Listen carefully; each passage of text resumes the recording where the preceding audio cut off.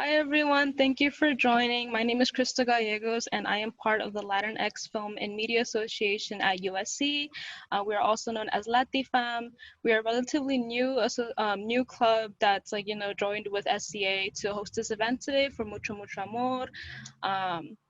As you all know, we have the directors here and producer. We have Cristina Costantini, Kareem Tabsch, and Alex Fumero here, and they will be in conversation with our advisor, Professor Laura Isabel Serna, and I'm going to pass it over to her so she can start the conversation. Okay, and we'll have an opportunity for participants to ask questions. Just going to kind of get us going. And I know you guys have been doing a lot of press because I've been hearing it and seeing it. So you're probably tired of telling all your stories. But one of the things that I felt when I watched the film was the intense affection that you have for your subject. And I'm hoping that you can talk a little bit about how you came to this topic. Like, what's the backstory where someone was like, hey, you know who we should really do a documentary about? Walter Mercado, yeah. And if other people were like, okay, so we want to hear this story. The real question is, how had no one done a documentary about Walter Mercado? I mean, like that's where we were. That was like our starting place. I mean, we all grew up watching him with our abuelitas. You know, it was like sacred time at 5:45 every afternoon. You had to be very quiet, and the wizard would come and tell your grandma the future. And there were just a lot of questions about this magical person. And then I think as we all got older, there were even more questions. You know, like this man's identity was so kind of fluid in terms of his gender and sexuality, yet our culture can be so homophobic and machista. Like, how does this man become, 120 million people's like daily watch, you know? Mm-hmm. And so actually just a mutual, I'd always like been obsessed with Walter. And apparently that was true of my colleagues. Like I met Kareem, and the first thing we talked about was Walter Mercado, and he was going to the Walter Mercado estate sale in Miami, and I was incredibly jealous because I wasn't there. And I was like, I was an exec at HBO at the time, so I wasn't like a documentary producer, but I was like, you should make a documentary about him. And he was like, yeah, I mean, obviously that's why I'm going. I'm going to try and buy some capes, but I'm also going to try to see if I can meet someone from his family so we can make a documentary. And I was like, oh, please, I'll do anything. Let me help you with that. And the day Kareem and I were set to talk on the phone, because he had met one of Walter's nieces, Cristina calls me out of the blue 30 minutes before that call and says, hey, I heard from some mutual friends that you're obsessed with Walter Mercado. I want to make a documentary about him. And I was like, this is very weird, like this is some Walter cosmic stuff. But I knew they had complementary styles, and like really just on a hunch, I was like, maybe they'll like each other. We all got on the phone, and within like an hour, they had decided to co-direct and I would produce. And we were like, let's talk to the wizard, and see what happens. So that's sort of where it started. Wow. Kareem, can you tell us a little bit about the Walter Mercado estate sale, which I honestly feel like I have truly missed something in my life now? It was a thing. I mean, it's exciting. Somebody's like, how about you can go into your childhood icon's home and rummage through their shit and see what you want to buy? And that's exactly what it was. I mean, honestly, part of it was just like me being chismoso, being like a nosy.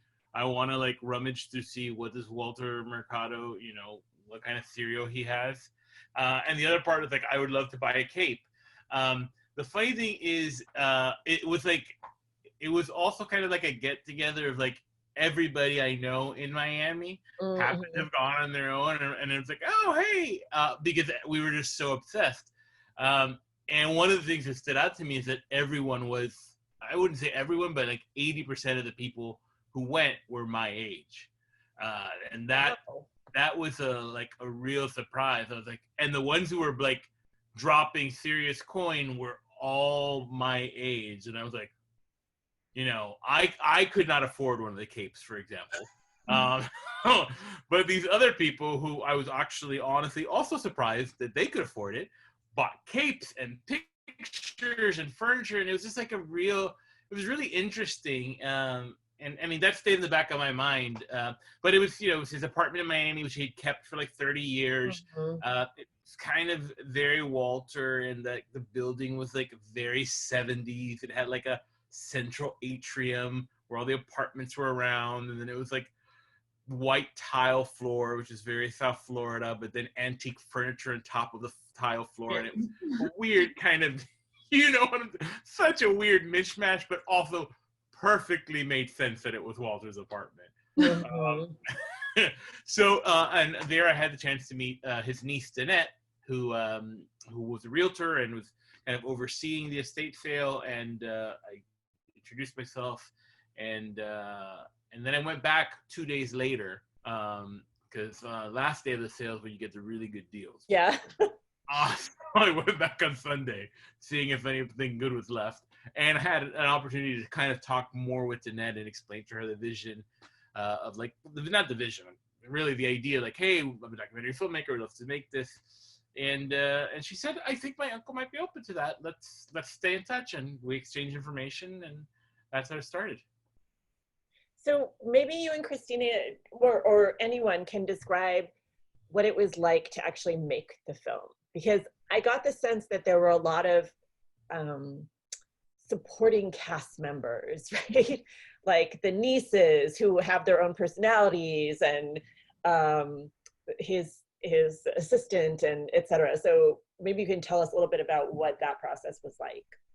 Yeah, so we agreed with Walter's family to make a documentary about Walter's life, and with Walter, and we thought we had explained very well, what the process of a documentary looks like.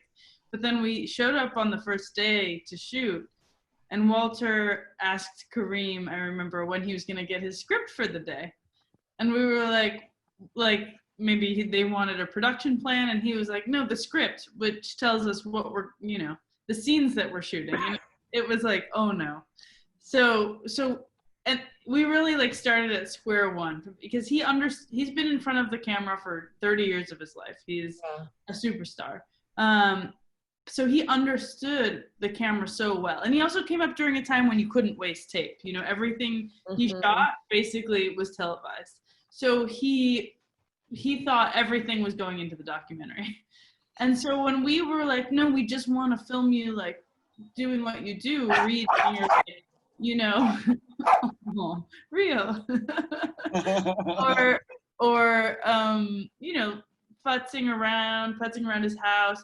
And he was like, why would you ever want to film that? Like, people, what would he say? He was like, people are going to be so bored. This is so boring. Yeah. And then the other thing he would do, which I love, is he was always editing in his head, because he was thinking about how to save tape. So he was always saying, like, okay, I'm going to go up the stairs and do this, and he will play music under it. And so he was, voguing to the camera all the time. And so we had to explain to him, like, no, we're just going to be here, and you have to do what you would be doing anyway. And even then it was, if he was reading a book, he has many years of theater training, on stage theater training. So he would be like in conversation with the book with his eyes, like as though he was reading for an audience. Yeah. So it was very much a learning process on both sides. We had to do a lot of off-camera work to kind of get him to understand what it was that we were trying to do. And they taught us a lot also. But it was really, really fun. I would say, like, all of the difficulties aside, also they were always like, we were in their space too much. They lovingly called us piojito, which means little lice, because we were everywhere and we were very hard to get rid of. And so Willie would call us piojito. But we became very, very close with that family over the period of 2 years. When we first met him, which is a great story, which Kareem tells very well, we were just awestruck. It was like meeting Santa Claus or something like that. But over the course of those 2 years, we really became close with the family. They became, he became like an uncle of sorts to us. And we loved him dearly and appreciate him in, the man on camera and also the man behind the cape. At his funeral, Kareem and Alex were pallbearers. We have you're not supposed to get close to your subjects as journalists, but I think we definitely did. So we probably broke that rule of filmmaking. I think I'm okay. Kareem, maybe you can tell us about that first meeting with him, which I feel like I would be so intimidated to meet him. I'm curious how that went. Yeah, I mean, we were intimidated. I mean, it was weird on a couple of different fronts.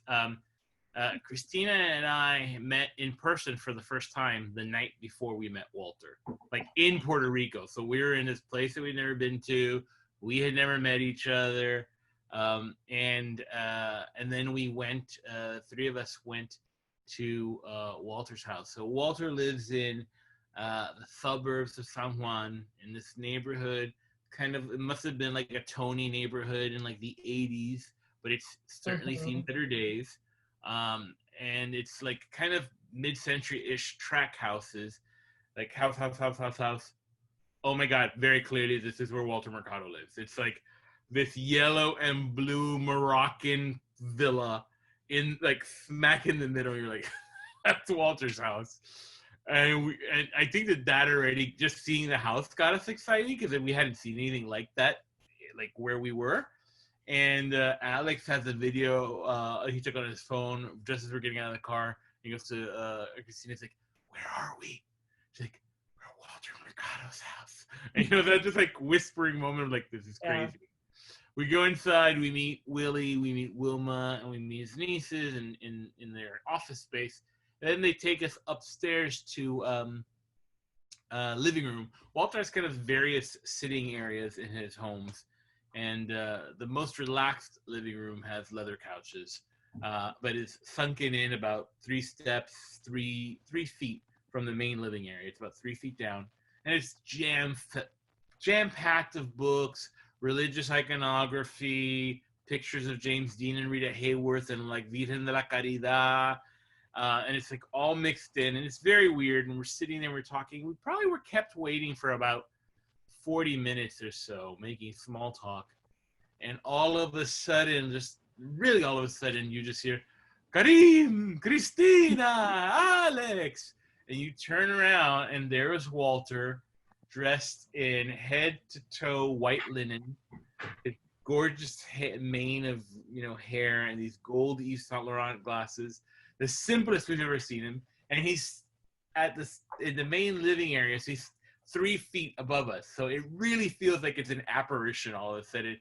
And we're all kind of like this, looking at him. And then he walks right up to us, and he grabs us each by the hand, and he says something lovely to us. And Cristina, I love science fair, and Alex, you're amazing, and Kareem, I love the last resort. But he grabs your hand, and he stares at you in the eye, and you feel like you are not only the only person in the room, you feel like you're the only person in the universe. And we were awestruck. We were really just awestruck. But it's kind of typical Walter fashion. Then like an hour after doing that, he took us to like a strip mall for a hibachi lunch. It was a very all over the place. And that kind of encapsulates Walter perfectly. Larger than life, a little low rent, a little all mixed together. Yeah. And how did he feel about having a film made about him? I mean, because you talk about he was a little confused, like, are we shooting? But I'm curious about if he ever expressed how he felt about this document that was being produced that would, I mean, surely I think he probably was aware that he was getting towards the end of his life, that he would kind of move to the astral plane sooner rather than later. And I'm curious if he ever expressed anything about what he wanted it to look like or his feelings about it. Yeah, he was, I mean, he very much wanted the film made. He was very excited about the film to be made. He was a huge fan of film in general and documentary. He loved Netflix, and once he found out it might go to Netflix, he was trying to plug it during every shoot. He would turn to the camera and be like, I love Netflix. And we were like, no, stop, don't do that. We don't want that. But he really, I think, understood that this is a medium to memorialize his legacy and, you know, and his achievements, although I don't think he understood what it was that we wanted to do, or maybe he had some reservations about exactly what we wanted to do, which was to get behind the TV persona that we have all known and loved, and, you know, to show him in his actual habitat. You know, his house was very interesting. It had the whole front of the house and the upstairs were kind of sets of sorts. There were bedrooms and there were living rooms, but they were also where he filmed his all of his horoscopes. And then there's this big mirrored wall, and there's a secret door, and in that space is where his actual bedroom is, which is still fabulous, just slightly less fabulous, and has, you know, it's the bedroom with the pill bottles and everything everywhere. And that's where we wanted to film. And I think we were the first film crew that like got back there, and we spent a lot of time back there kind of showing actually what his life was like. And he wasn't initially comfortable with that. But I love the house structure, because to me it's a great metaphor for Walter himself. Like fabulous on the outside, also fabulous on the inside, but at a different degree. You know, I think he understood, and Alex, you explained to him many times that a documentary couldn't be all good things. And that's kind of what he wanted initially the film to be, was just, you know, this good thing happened, this good thing happened, this good thing happened. And we would have to have real conversations with him and get his nieces and family members to help us get him to be honest about what had actually happened, because he doesn't like dwelling on the bad times. He doesn't like talking about anything negative. So, you know, in the film we go into the issue of his manager and how that affects his career, and he had no interest in talking to us about it at first, but that evolved over time with quite a bit of on-camera and off-camera patience. There's a line in the movie where he says, "I'm beginning a new life in the journey of a hero," and I take private credit for that, because I would sit and explain to him like Joseph Campbell's like monomyth, and I'd be like, you can't, like a story that's like this all the time is very boring, Walter. Like the hero goes out into the belly of the beast, you know, and like and so I think that like finally sort of jogged in him that like it couldn't all be marvelous all the time. Oh, You're muted. Of course I am. What was so I was curious about how Bill Bakula, he seemed very happy to be talking about this in a way. And I thought that was very curious, because usually the villain is not so forthcoming. So can we talk about him for a little minute? Alex? Yeah, I mean, I would say no one is the villain of their own story, right? Okay, yeah. And so that's really just it's kind of an eye of the beholder kind of thing. And I think that like our conversations with Bill started from a place of research about his role in Walter's life. And the fact is, we all came to know Walter a Primer Impacto, and Primer Impacto only that only exists with with Bill. So it's strange, but they're inextricable. Like the magnitude of Walter's impact and Bill Bakula, they're like this. Yeah. So that's the place we came at it from. And that's why, aside from like storycraft, like that's part of the reason why Bill was necessary to tell that part of the journey, because only he could tell it that way. Right. Mm-hmm. And then, Bill has his side of the story, right. Obviously, we all love Walter. When you love someone that dearly, you see someone who, makes a deal with him that appears to be, not in Walter's favor, and you're going to have feelings about it, But from Bill's point of view, he's like, look, this is the deal that I made. Walter got what he wanted and things were happy until the family started to interfere, right? Mhm. And that's Bill's point of view. So from his point of view, he doesn't, he's not looking at it going like, yeah, I don't give a, I don't give a fuck. Like he's saying like, I made choices in my life and I stand by them. What, Mhm. with that, like, no regrets kind of thing. I think that's what he means by that. And, people have to sleep at night, I guess that's kind of how I think about it. We try to reserve judgment as filmmakers. Yeah, And I think in that case. oh, sorry. No, go ahead. I would say Cristina is gonna say. Okay, No. I was gonna say what we tried to do as journalists in this specific area was present both sides equally and as factually as we possibly could, and let an audience decide. And I think most of the audience doesn't think Bill did the right thing, and I think Bill is okay with the portrayal of Bill. I think he would watch the documentary and say, yeah, that's what happened. So I think that was our duty, to present both sides. So maybe before we turn to audience questions, I have one last question that's maybe a little bit complex, but love to hear more about how this film got produced, like getting this film made, because this is an unusual film.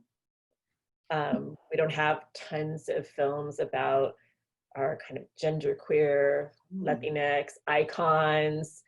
And I was trying to imagine the conversations around, like, we really need to do this, and trying to convince people that this was people who weren't already on board. It was actually very easy, and people were running to us with like trucks of money and about to dump it. No, I mean, we can all talk about this, but it was incredibly challenging. And naively, like I was an exec at HBO, like a VP at HBO. Cristina had just won Festival Favorite at Sundance and South by. Kareem had just produced directed The Last Resort, which was on Netflix, and he'd won Slam Dance with his short. So like we were walking into this going, okay, hey, we have a subject who had 120 million daily viewers and is like a figure of cult obsession among like millennial Hispanics. You're gonna want to invest in this. It's a good ROI. And man, nobody saw it that way. You know what I mean? Like it was like, I mean, we got questions that to us were incredibly patronizing. Like, can you provide rating statistics from Latin American countries on what Walter's reach and performance was in those markets? And I'm like, no, bro, there's no comps. And plus, I guarantee you didn't pull the PBS numbers on Mr. Rogers. So like, I don't know why you're asking me this, like do your homework. I don't know what to tell you. So it was frustrating for a long time. And we got some grant money and we got a little bit of investment from Topic Studios, but we worked basically on savings and 2 jobs and all the rest of it for a year and a half before we got to a point where Netflix like started to express interest. But it was like, do your homework, but also what's better than homework is just hire Latino people, because the 2 places that ended up making offers on the film when we were like, way over in over our heads, were places that had young Latino execs, and that had somebody in the room who is able to say, yeah, I grew up with this person. He is huge. Like, I know this is going to do really well. And it wasn't until we had that we were able to get offers. And we're super glad it's doing really well on the platform. It's number 6 today. And it's really important, I think, to show that, that these stories, not only do they matter, but people will watch them. Yeah. And that they will have a return on their investment. And so we hope that maybe this, if the film is successful, even more successful in ratings, that we'll be able to get more things made in the same vein. But yeah, it was not easy at all. Yeah. And we relied so much on like friends and family. One of the conversations we really had was, do we wait to try to raise money and go back to shooting then? Do we wait? And the reality is that we were cognizant of Walter's age, And you know, if we had waited, the film would have never been made, because if we would have waited a year, for example, Walter probably, his family would probably have said no, because his health started taking a turn. So I mean, the you know, there's like that space of like it could not have happened, and that's I mean, it was incredibly stressful, and we were piecemealing, and that's the other thing. Like, we would get a little bit of investment, and then we got you know, and that gave us, you know, 3 months of runway, and then we got another grant, and that bought us another 2 months, and it was really like that, pulling it together in the end. But you know, we're all the children of immigrants, so we know the hustle. We know how to make it work. Know how to hustle, yeah. Right. Yeah. That should be like on the top of every Latinx like graduate who wants to go into like the film industry. I knew how to hustle. So we're gonna take some student questions. I guess Jenny is sending them to me. Is Jessica Cabot? Can we get you to become? I'm just gonna jump in here because I have to quickly say that we need to move people individually over. Okay. So hi everyone out there. If you're Alex, if you're gonna ask a question tonight, we're gonna invite you in to ask it live. So if you feel comfortable turning on your video, when you move over, you can turn on your video and unmute your mic.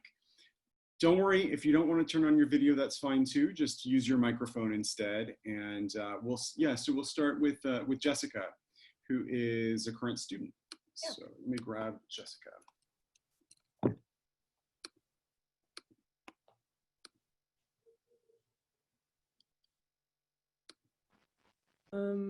Okay, I wasn't prepared to be on a video, but I really was touched by Lin-Manuel Miranda visiting Walter, but I was curious if Walter kind of was familiar with Lin-Manuel Miranda when they were having their interaction and kind of the behind the scenes of that scene. Yeah, Walter was a huge Lin fan. He was, you know, I think when they met, he said it was like two titans admiring each other, two titans of industry. I think in many ways he saw Lin-Manuel as like the Puerto Rican, like the new generation of the Puerto Rican entertainment industry. And he had never met him. And I think they were both fanboys of each other, which was what made that moment so beautiful. Lin was on the island for just a couple of days. Well, he was opening Hamilton the day after he met Walter, and he said that he made time for nothing, no press, nothing except for meeting Walter. That was the only thing he did that was not Hamilton related, because he was such a fanboy, and we knew from basically the internet that he was a huge fanboy. And so Alex planted a seed in a friend's ear. He was like, do you think Lin would have any interest in meeting Walter? And then it all kind of took off from there. And it was really a magical moment. I mean, what you don't see in that scene is that everybody behind the camera, both Lin's whole team and Walter's whole team, are just in tears. Like, everybody's a puddle. And it was really meaningful for Puerto Ricans too. I think that the tweets went viral, and it meant a lot, I think, for the island to see the island has been through so much. They're oftentimes treated so poorly, but they're so proud of these stars who are thriving despite the context in which, you know, the island has been placed. So it meant a lot to a lot of people for many reasons, and it was really beautiful. It was really beautiful. Awesome. Thank you. No problem. Thanks, Jessica. We're gonna bring in Karina. Right, I'm lost in my thread here. Santiano. Karina, hopefully you'll get on it. I think this just takes a second for Alex to get them. And I should also just add that we'll then bring in Aaron Gallegos. So just so you can put on your face, Aaron. Get ready.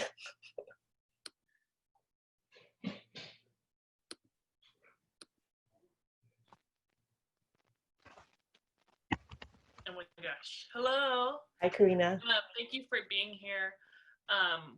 So my question had to do with kind of the idea of race a bit. I know this came up this has come up a lot on Twitter about why there wasn't a discussion on Walter's light skin, his whiteness.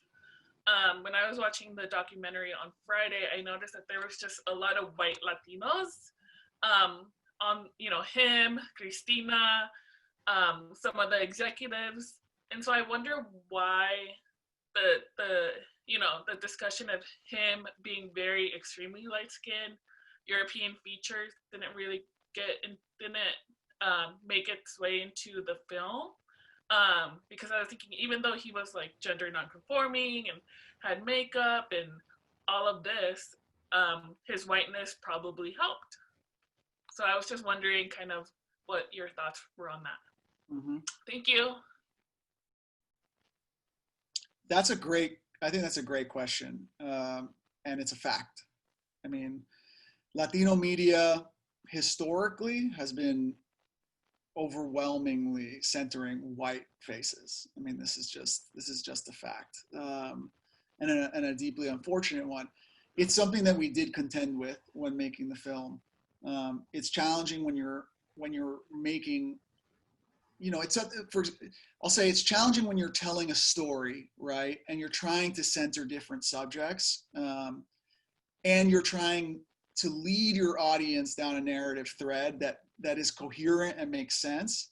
And I think we chose ultimately to focus on that gender and sexuality part of his identity.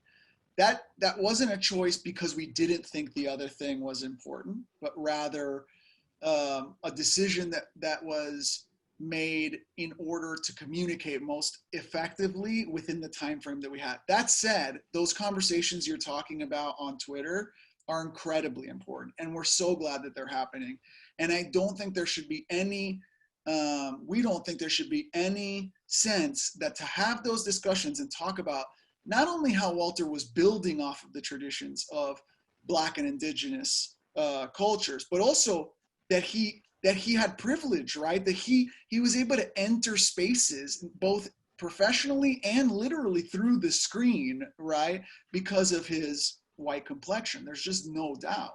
I mean, as like fairly fair, you know, we're all actually like Middle Eastern Latinos, strangely enough, but like as people who pass, like we know that shit, you know?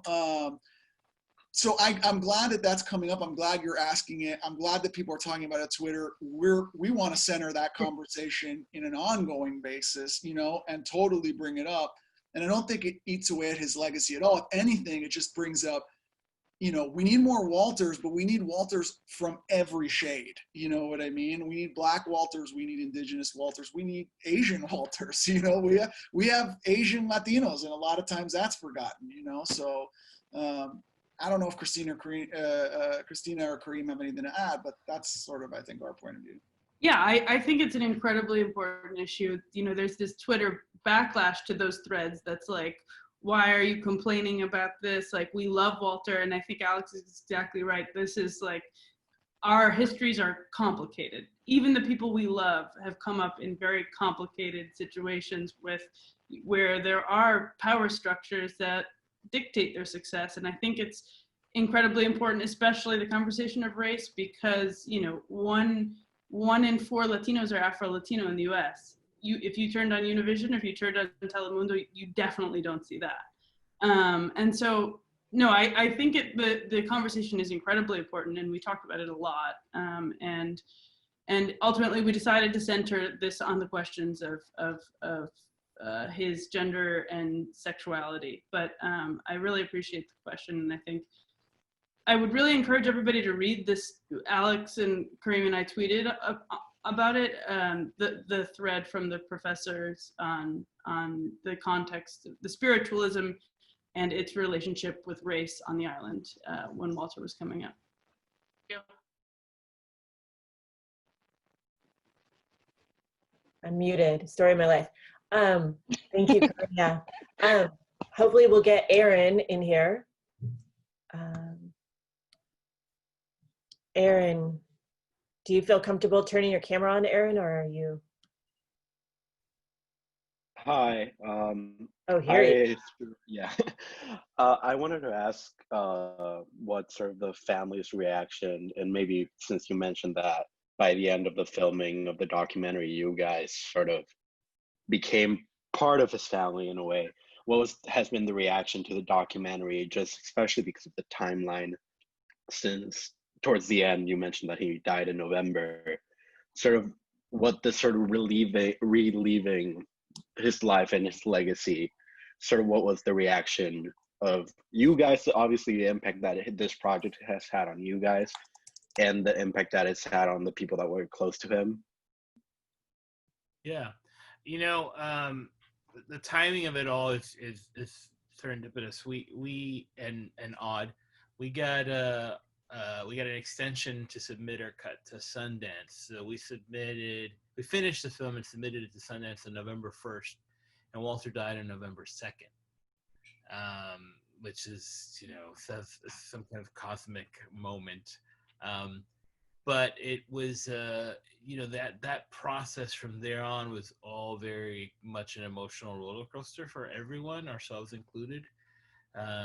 We all went back to the island, as Cristina said, for the funeral. We're there for a week with the family.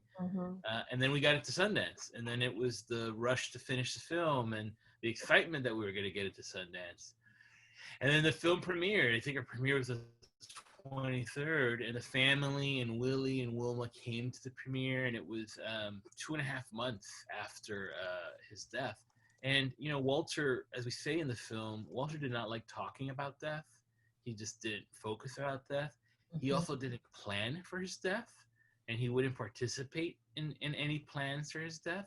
So that put a burden on the family of like what we should do. And Walter, even, you know, we were with him 6 weeks before he passed away, and it was very clear that he was reaching the end of his life, and he made it evident to us without talking about it. He talked about, I have a new project I'm working on, kind of thing. But he called us after saying goodbye, and we were getting ready to leave. He called us back in to say goodbye again, and I think we realized that was his final goodbye to us. So I think that the film has been part of the mourning process for the family. I think it's part of the mourning process for us too, because he means so much to us. They were very emotional at Sundance, as you could expect. They went to all of the screenings that they were in town for. I was on the phone with one of his nieces today. We've been in constant contact with them ever since the release. You know, I think in a way, Walter was the middle child and of a rather large family, but he became the matriarch of the family. He was the center of life. And so he was that larger than life personality. So it's a really big, empty space that he left behind. So I think the film is being cathartic for them. And I actually also think that for us too, it's cathartic in a way that not just because of Walter, but the film, I mean, it reminds me, like, my dad died 7 years ago and my grandfather died a few years back. And you kind of also mourn the people that are connected to those memories in your life. So it's been an odd, very emotional process of getting the movie out there. Aaron, any follow-up, or are you just... So we have two more questions in line. We're gonna have Santos Herrera come in, and here he is, okay. Who is like kind of a more meta question, which I thought was super interesting, actually. Hey everyone, can you hear me? Hey Santos. Hey, what's up? Thank you all for doing this, appreciate it. Actually, I had a couple questions. One of them, I'll wait to the end, but the first one is, I attended the screening for Como Caído del Cielo with Omar Chaparro and, you know, Jose Bojorquez, and they mentioned there that when people found out in Mexico about their production, they literally got death threats because they were doing something based on Pedro Infante, who was such an icon. So I'm wondering, with you all doing a film on such an iconic figure to millions of Latino, Americanos, at what point did you all feel, or what were some times where you're like, this is going to have an impact on the way he is seen by millions? This could change their point of view. Did you all navigate through knowing what we put on screen is going to have an impact, and how did you decide what to leave in and what to leave out? Yeah, I think we talked about it a lot. I think there were a few things that I thought a lot about. Puerto Rico is an island that does not have that much representation. And so when you represent them in a medium, there's an outpouring of love, of hatred for that object. So we felt an immense responsibility to portray Walter in his Puerto Ricanness. And we knew that the island would have a feeling, the island and the diaspora community throughout the mainland would have a feeling about it. And so, that we wanted to definitely center his Puerto Ricanness and also do justice. It was a lot of stress to do justice to somebody who was so big. The other thing I thought a lot about is Walter, there's a lot of derision, and you'll even see it in the Twitter comments about there was a lot of, people scoffed at Walter, made fun of him. You see it in our film. They thought he was, fabulously dressed, and that was it. And so I felt a real responsibility to make the import of his mission and his message known, and to really, make people consider how revolutionary it was that he was doing what he was doing. And the Twitter response has been really exciting. I think there are a lot of tweets that are like, I actually was really surprised that there were, of like how wonderful Walter truly is. So that's been really rewarding. And I think by and large, the island is really responding very well to it, and the Puerto Rican community. And so that is a great honor too. Yeah, and I think, we knew that we wanted to make an affectionate portrait of Walter, because we had such a great affection for him. But we wanted it to be true to him as a human being, not just as this larger-than-life figure. And as a human being, he was, like we all are, flawed, and he made mistakes, and he did things that he was probably not particularly proud of. So, some of his business entanglements, like the 900 numbers, we wanted to make sure to include that in there and show when what he says is different than maybe what the commercials showed. And it contradicts him a little bit. And I think we've heard some feedback that we could have gone further down that road or not, but that's, it's a kind of a balance that you ask yourself how you strike. And I think we're happy with the balance that we struck. We certainly didn't leave him off the hook for it. I think that section of the film speaks for itself. But at the end of the day, we were telling this kind of the larger message of his, the larger story and his message, and that's what we wanted to get across the film. I don't think we ever took our responsibility lightly, though.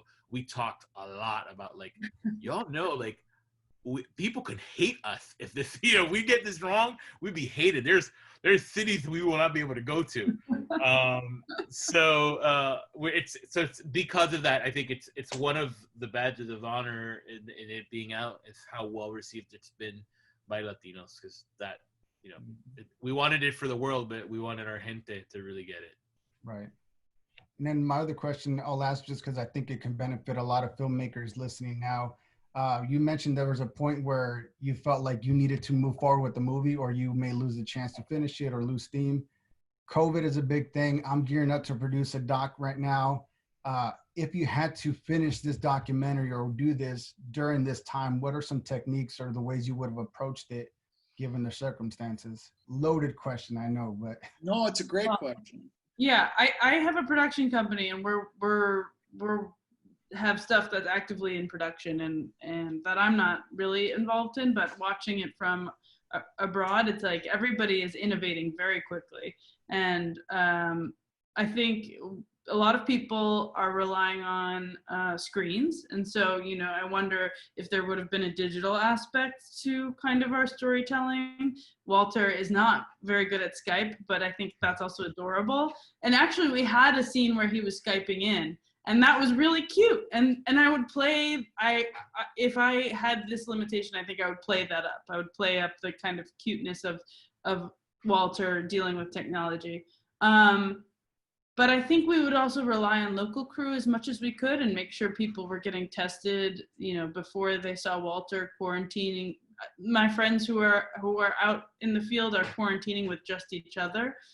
So, you know, the crews are staying in Airbnbs and they don't see anybody else except for the small crews.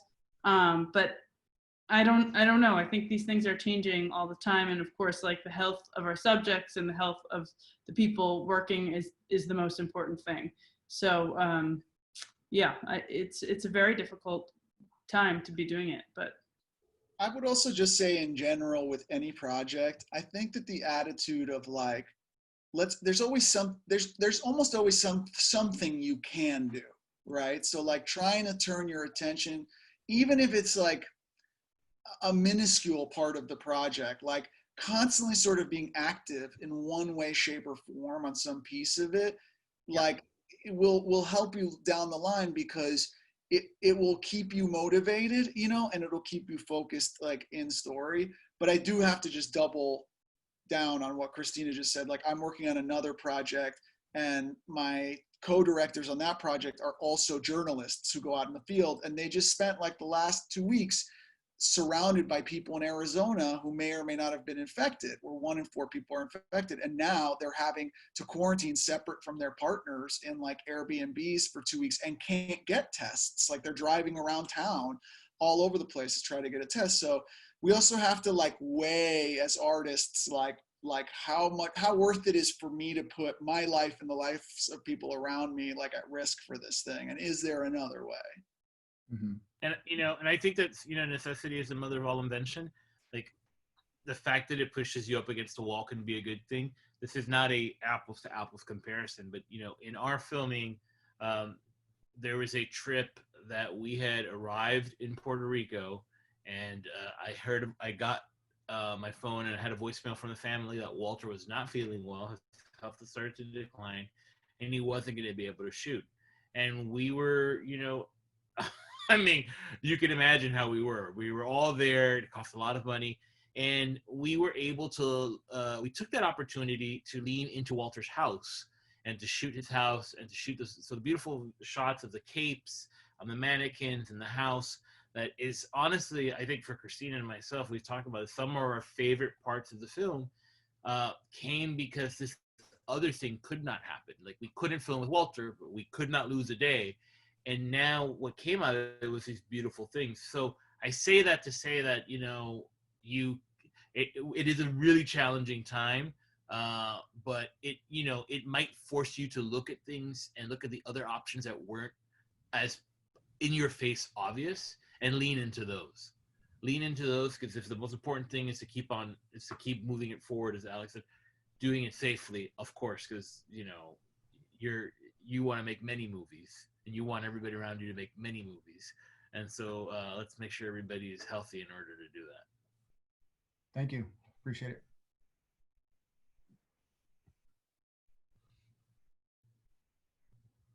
Oh, I think you're muted, Laura. Of course I am. Like 2020, the lemma of 2020. You're muted. Arnav.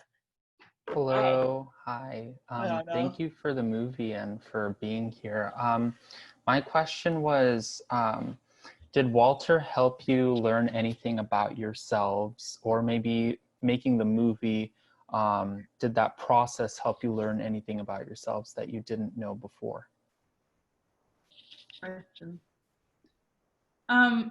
You know, I think Walter is such an inspiration in terms of his ability to love and to put everybody else first and to lead with love. And I think, you know, that we live in a time when there's so much hatred and division, and we live with leaders who are very eager to remind us why we're different from one another and why we should hate each other. And love is one of the first lessons you're taught as a kid, and it sounds like it's easy, but actually loving is oftentimes much harder, I think, well, at least to me sometimes, than hatred and then anger. And I think working through, you know, approaching the world and people who you meet with empathy is something that Walter did, and something that watching him do was incredibly inspirational. You know, he tried his best to make everybody in the room feel special. When we would leave a room, he would have to say goodbye to every single person in that room. So if there were 20 people in the room, it would take him an hour, and he was, you know, 88 and not feeling well, but he would give everything to make sure other people felt good. And I think that was inspirational, and I've tried to bring that into my own life, in a new way. I would just add, just take the I don't care pill. You know what I mean? Like, I was in a corporate job when I started this, you know, and by the time we were done filming, I was like, I never want to have a corporate job again. I re-pierced my ears like I'm 19 years old. You know what I mean? Like, I'm just like, life's too short. Just like, do your thing, man. You know, like, don't worry.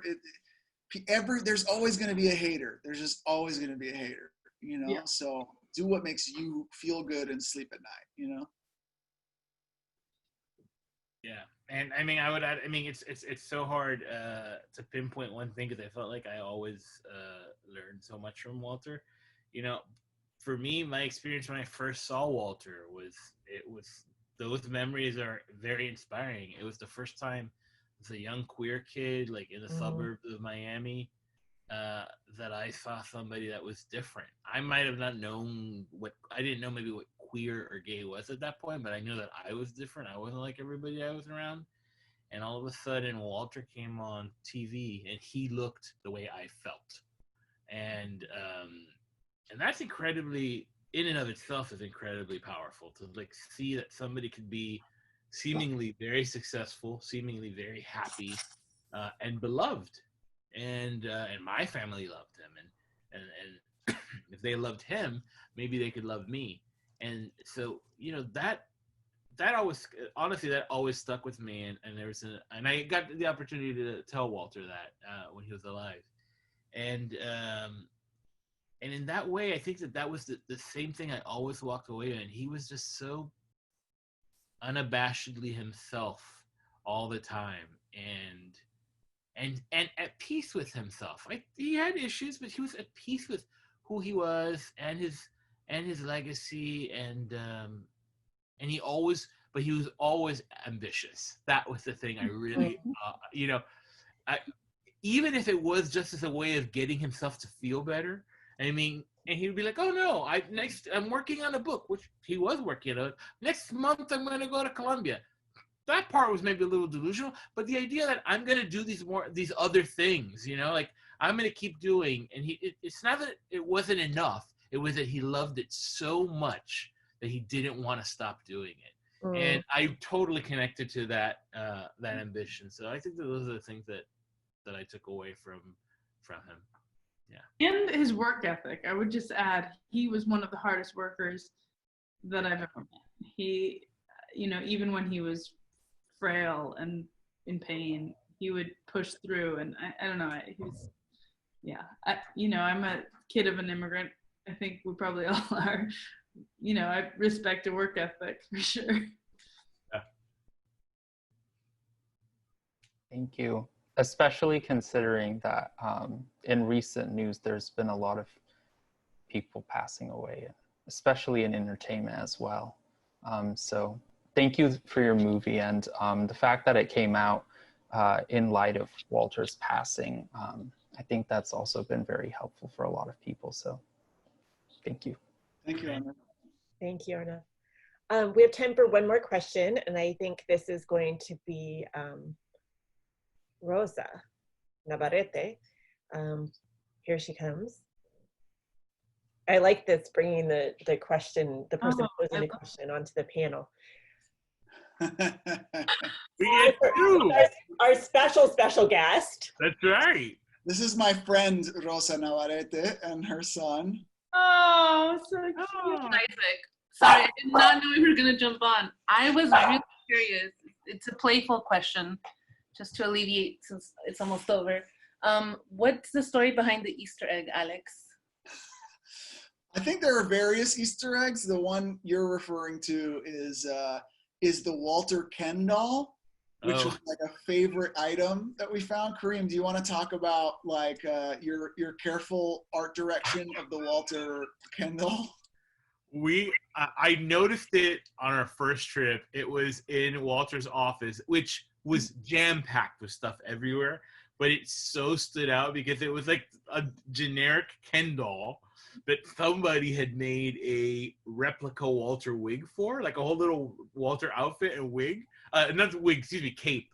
But it had the big hair and the cape, and I became obsessed with this Ken doll because it was like, of course Walter would have a Ken doll, would see himself as like the perfect Ken, and it would be in his house. And I just thought it was so funny, and it was so Walter that every time we would kind of sit him somewhere and we would move things around very slightly, like not any dramatic changes in the room, but on occasion there was little things, and I would not tell Cristina and Alex usually, and I would move the doll into every room we were in because I loved it so much and I wanted to see it, and I also wanted it like people to be able to see Walter and see the doll. So in that interview where he's laying back and you see him, I take a lot of joy in that. I remember we were halfway into that interview and I was like, weren't we shooting with that Ken doll? Like, is it moving from room to room? And I was like, there's a ghost in this house because that Ken doll is moving from room to room. It's the duende. It's the duende. That's really funny. Well, okay, so I don't think we have time for any more questions, but I want to say that I loved the animation. I thought that was so beautiful and so whimsical and so true to his aesthetic. That was something that really caught my eye. But we're extremely grateful that you're with us here this afternoon, evening, I don't know where, I guess it's night where you are, and sharing these kind of really interesting stories about the making of this film, and really grateful for the film. So thank you, and do more. Please. Thank you. Well, I have to say that animations are the work of a brilliant artist named Alexa Lim Haas, who is doing, who did all of that in the style of the tarot deck. That's Walter's favorite tarot deck. But I just have to shout out Alexa Lim Haas because we're eternally grateful for her. We didn't have the budget that we should have had but she worked her. She killed it. Yeah, she just worked so hard and got it in a very short timeline, and we're so grateful. And she just became an aunt, so congratulations, Alexa. So participants who are on this webinar, thank you for coming and for your careful attention and your fabulous questions. I think this is where you get on the family WhatsApp and say, you need to watch this documentary about Walter Mercado. Right? Extra credit, right? Yeah. Extra credit if you tell people about it. And everybody's going to get some Walter Mercado merch for Christmas. Yeah. Start planning that now. But yeah, thank you so much for being here. Thank you. Thank you. Thank you for having us. Okay, bye. And Take care. Alex too. Okay, goodbye. Bye, Alex. Good night, everyone. Thank you all so much. Thanks, Alex. Bye. Thank you, Laura. Bye. Thanks, Crystal. Oh, thank you.